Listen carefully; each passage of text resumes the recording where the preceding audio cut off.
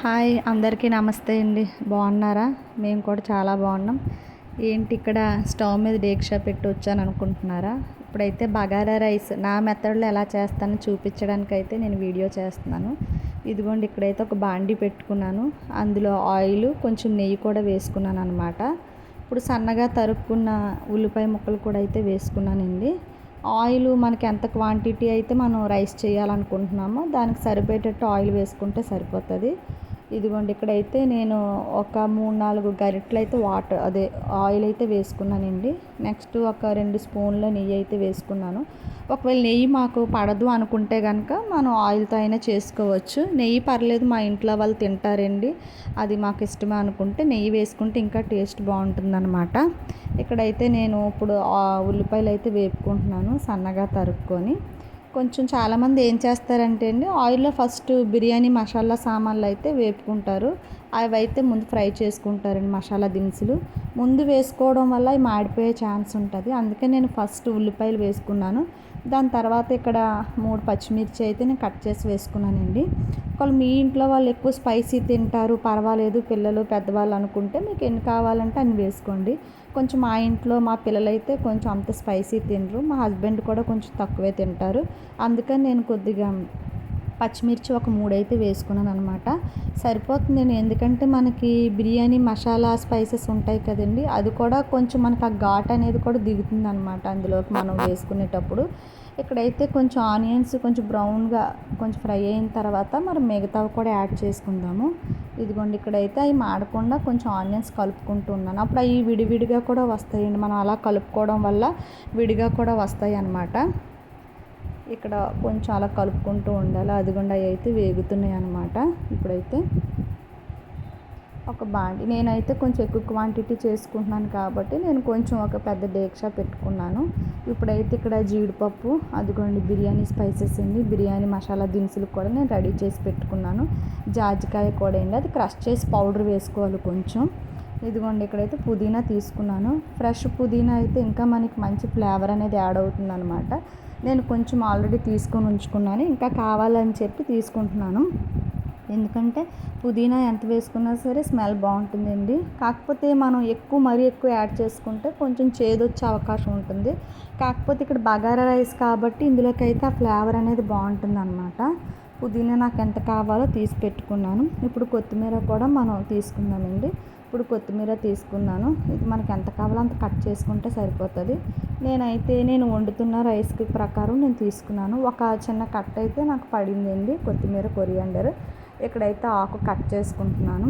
మనమైతే ఫ్రెష్గా తెచ్చుకునేది అయితే బాగుంటుందండి. ఫ్రెష్గా తెచ్చుకుని ఆకు కట్ చేసుకుంటే ఇంకా బాగుంటుంది అప్పటికప్పుడు తెచ్చుకునేది అయితే. ఒకవేళ ముందు రోజుదైనా కొంచెం ఫ్రెష్గా ఉన్నదైతే వేసుకున్నా బాగానే ఉంటుందండి. ఇక్కడ కొత్తిమీర కూడా కట్ చేసుకున్నాను, పుదీనా కూడా రెడీ చేసి పెట్టుకున్నాను అనమాట. ఈ రెండు నెక్స్ట్ మనం యాడ్ చేసుకునేటప్పుడు శుభ్రంగా కడుక్కొని వేసుకుందామండి. ఇవి వేస్తే ఇంకా మనకి టేస్ట్ అనేది యాడ్ అవుతుంది అనమాట. ఒకళ్ళు పుదీనా లేకపోతే కొత్తిమీర అయినా వేసుకోండి, పర్వాలేదు. రెండు ఉంటే కనుక రెండు యాడ్ చేసుకుంటే ఇంకా బాగుంటుంది అనమాట. ఇక్కడైతే పుదీనా అవి నేను రెడీ చేసి పెట్టుకున్నాను. మసాలా దినుసులు ఇదిగోండి, ఇందాక మీకు ఆనియన్స్ వేపడం చూపించాను కదండి. ఇప్పుడైతే నేను అందులో మసాలా దినుసులు, జీడిపప్పు కూడా యాడ్ చేసుకున్నాను. అదిగోండి మీకు క్లియర్గా కనిపిస్తున్నాయి. మసాలా స్పైసెస్ వేసుకున్నాను, నెక్స్ట్ జీడిపప్పు వేసుకున్నానండి. నేను ముందు ఆనియన్స్, పచ్చిమిర్చి కదండి వేపుకున్నాను, ఇప్పుడు మిగతా వేసుకున్నాను. వాటితో పాటు వేసుకుంటే ఇవి వేగేటప్పుడు కూడా మాడవండి, దాని అనేది ఒక స్పైసెస్ ఒక ఘాటు కూడా ఇప్పుడు దిగుతుంది, ఆ ఫ్లేవర్ కూడా బాగుంటుంది అనమాట. మనం తినేటప్పుడు కూడా చాలా రుచిగా ఉంటుంది. ఇప్పుడు వాటితో పాటు అవి కూడా ఫ్రై అవుతున్నాయి, చూస్తున్నారు కదా. కొంచెం లైట్ బ్రౌనిష్గా వేగిన తర్వాత ఇవన్నీ అయితే యాడ్ చేసుకున్నాను. ఇందాక చిన్న పౌడర్ చూపించాను కదండి వేయడం, అదేంటి కాదు, జాజికాయ కొంచెం క్రష్ చేసుకొని ఒక 2 చిటికెడు లేదా చిటికెడు వేసుకున్నా సరిపోతుందండి. అది వేసుకోవడం వల్ల కూడా బిర్యానీ అనేది చాలా టేస్ట్ వస్తుంది. బగారా రైస్ కూడా చాలా బాగుంటుందండి. మీరు ఎప్పుడైనా వండుకున్నప్పుడు కూడా క్రష్ చేసి వేసుకుని, అంటే ముక్క కాకుండా మనం జాజికాయ కొంచెం క్రష్ చేసి చిన్న పౌడర్ చల్లుకుంటే కనుక బాగుంటుందండి. ఇక్కడైతే అన్నీ మాడిపోకుండా ఒక్కసారి కలుపుకుందాము. ఇదిగోండి ఇక్కడైతే కలుపుకుంటున్నాం అనమాట. అన్నీ కూడా చక్కగా కనిపిస్తున్నాయి కదా. ఇప్పుడైతే నేను అల్లం వెల్లుల్లి పేస్ట్ యాడ్ చేసుకుంటున్నాను. ముందు వేయలేదండి, ఎందుకంటే అవి కొంచెం ఫ్రై అయ్యాకే వేసాను. అల్లం వెల్లుల్లి పేస్ట్ వేసాక అది అడుగు పట్టే ఛాన్స్ ఉంటుంది కదండి, అందుకని ఇప్పుడు యాడ్ చేసుకుంటున్నాను నేను. 3 టేబుల్ స్పూన్లు అయితే నేను వేసుకున్నాను అనమాట. మీరు ఎంత అయితే వండుకుంటున్నారో దానికి తగినట్టుగా అల్లం వెల్లుల్లి మీరు వేసుకోండి. నేనైతే ఇక్కడ ఎక్కువ క్వాంటిటీ కాబట్టి ఎక్కువ అల్లం వెల్లుల్లి పేస్ట్ అయితే నేను యాడ్ చేసుకున్నాను అనమాట. ఇప్పుడు అది అడుగు పట్టకుండా శుభ్రంగా కలిపేసుకున్నాము. ఇందాక కట్ చేసి పెట్టుకున్నాను కదండి కొత్తిమీర, పుదీనా, అవి అయితే శుభ్రంగా కడిగేసుకున్నాను. వాష్ చేసుకొని ఇప్పుడైతే అవి కూడా యాడ్ చేశాను. చాలామంది పైన మొత్తం అంతా అయిపోయాక చల్లుకుంటారండి. నేనైతే వీటితో పాటే ఫ్రై చేసుకుంటున్నాను. చూసారు కదా అవంతా ఎలా ఫ్రై అయినాయో, వాటితో పాటు దగ్గరగా ఫ్రై అయిపోయాయి అనమాట. పుదీనా, కొత్తిమీర కూడా మంచి స్మెల్ అయితే వస్తుంది అవి వేగుతుండగా అండి. ఇదిగోండి మీకు అన్నీ కనిపిస్తుంది అనుకుంటున్నాను. ఇప్పుడైతే వాటర్ కూడా యాడ్ చేసుకున్నాను. నేనైతే 7 కప్పులు రైస్ తీసుకున్నానండి.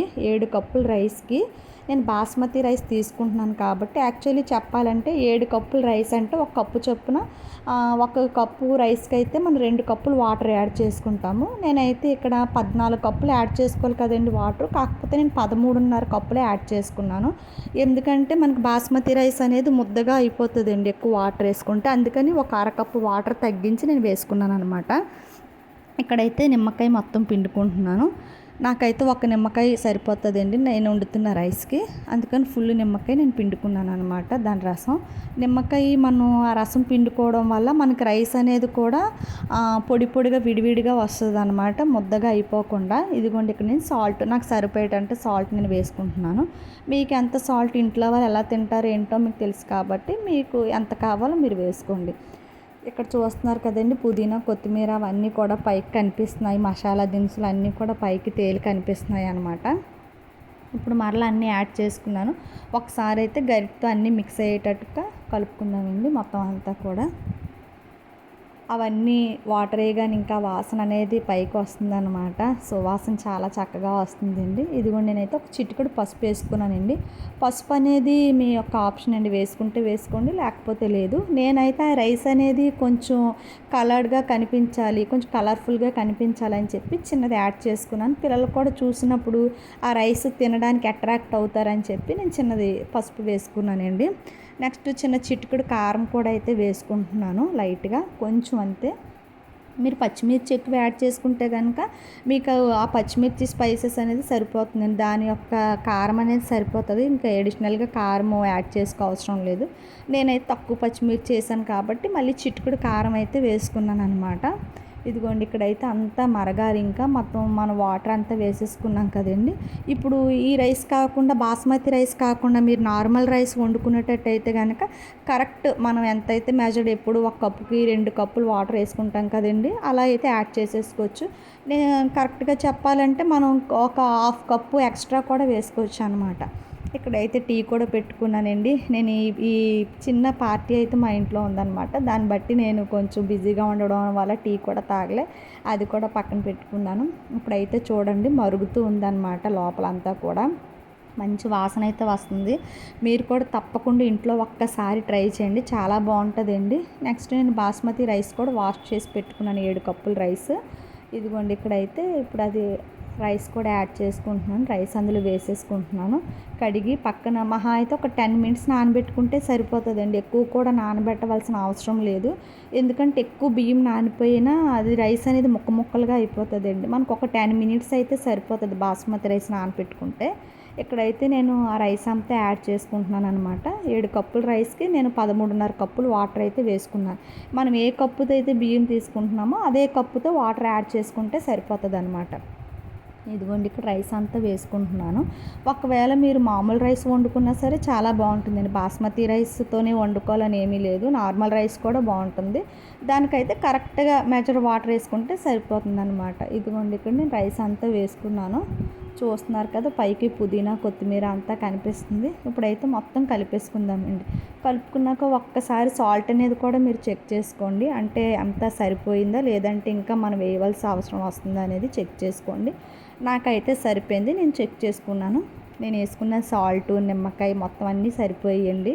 ఒక్కసారి మొత్తం అంతా కలిపేసుకుందాము. కలిపేసుకొని మూత పెట్టుకుంటే కొద్దిసేపు నాకు మరుగుతుంది కదండి, అప్పుడు మరలా చూపిస్తాను మీకు. అదిగోండి అయితే అంతా కలిపేసుకొని పెట్టుకున్నాను. మరలా కొంచెం టైం అయిపోయిన తర్వాత, కొంచెం సమయం తర్వాత నేను మూత తీసి చూపిస్తున్నాను. చూస్తున్నారు కదా ఆవిర్లు పొగలుగా ఎలా వస్తుందండి, మంచి వాసన అయితే వస్తుందన్నమాట. చాలా సువాసన అయితే అదిరిపోయింది, చాలా బాగుందండి. వేడివేడిగా తింటే ఇంకా బాగుంటుంది. ఇదిగోండి కొంచెం అయిపోయి ఇంకొక 7 మినిట్స్ ఉంటే అయిపోతుందండి. నేనైతే మరలా మూత తీసి ఒకసారి మీకు చూపిస్తున్నాను ఇదంతా కూడా. పైన చూసారు ఎంత చక్కగా కనిపిస్తున్నాయో అవన్నీ కూడా.